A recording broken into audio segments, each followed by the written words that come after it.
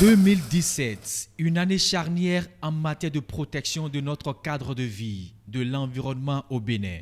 Dans son programme d'action, le gouvernement s'est assigné des objectifs clairs, donner un nouveau visage à nos cités urbaines, les débarrasser des taudis et autres éléments encombrants, construire des infrastructures routières.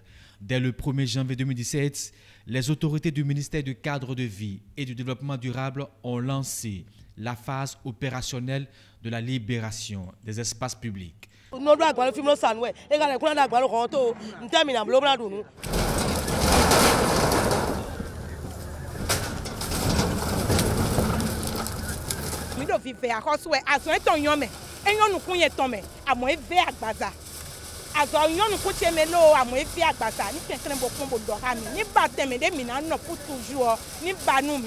Cette action a touché non seulement Cotonou, la ville vitrine du Bénin, mais aussi Porte-Novo, la capitale, Parakou, Boycon, Abomey.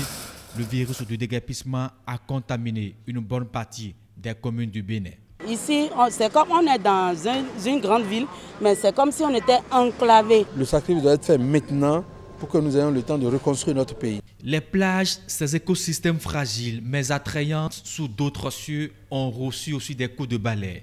L'opération choc de nettoyage des plages a permis à ces écosystèmes de retrouver leur vrai visage.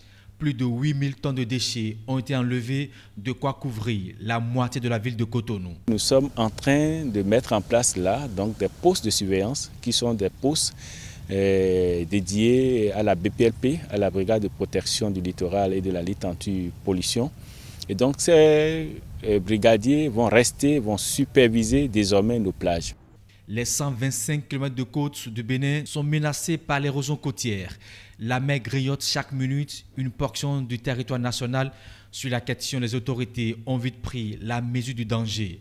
À l'est de Cotonou, où les épis restent impuissants face à la furie des vagues, jusqu'à Ilakondi, dans la commune de Grand Popo, où la bouche du roi risque de disparaître, des dispositions sont prises. Le projet de protection des côtes a vu le jour.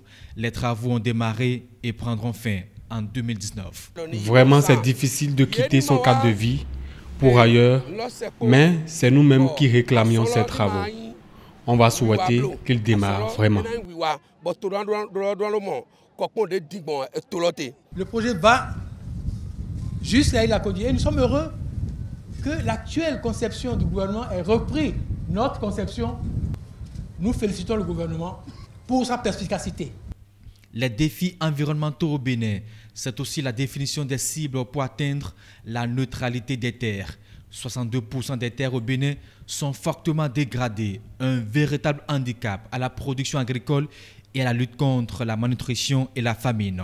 Cette note politique, un moyen de mise en œuvre des conventions de Rio et des ODD au Bénin, a été présentée à la 13e conférence des parties à la Convention des Nations Unies sur la lutte contre la désertification. C'était en septembre dernier à Ordos, en Chine. La population mondiale s'accroît considérablement. Il y a 200 000 personnes supplémentaires à nourrir chaque jour. 2017 reste un tournant dans la lutte contre le changement climatique. Le retrait des États-Unis de l'accord de Paris aura été le plus grand bouleversement, même si à la COP23, à laquelle le Bénin était présent avec des actions concrètes, les USA clament toujours à travers certains États et des grandes firmes américaines qu'ils sont toujours dedans. La COP23 des îles Fidji, abritée par l'Allemagne, aura aussi réaffirmé cette volonté des pays développés, grands émetteurs de gaz à effet de serre, de financer l'adaptation dans les pays en voie de développement, dont le Bénin. Pendant qu'on pourchasse le pollueur, on ne doit pas attendre. Imaginez que le pollueur mette du temps à réagir pendant que votre maison brûle ou qu'il vienne simplement après que la maison finisse de brûler. Et puisque nous parlons d'engagement, après plus d'une décennie de bataille, le Bénin dispose depuis le 3 novembre 2017 d'une loi portant interdiction de la production, de l'importation, de l'exportation, de la commercialisation et de détention des sachets plastiques non biodégradables. Comme pour féliciter le Bénin pour ses prouesses, certaines de ces aires protégées, dont le parc W, sont inscrits au patrimoine mondial de l'UNESCO depuis le 7 juillet 2017.